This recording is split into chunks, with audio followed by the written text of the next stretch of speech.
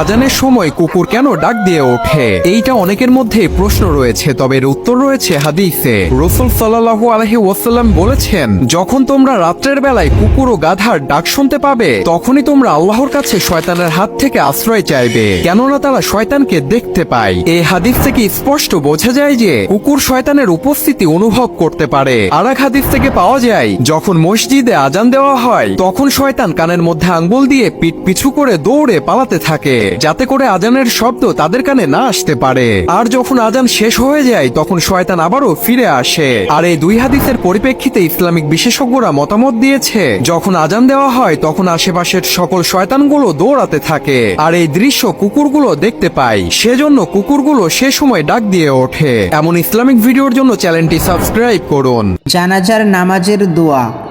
আল্লাহুম্মা গফির লিহাইয়িনা ওয়া মাইয়িতিনা ওয়া শাহিদিনা ওয়া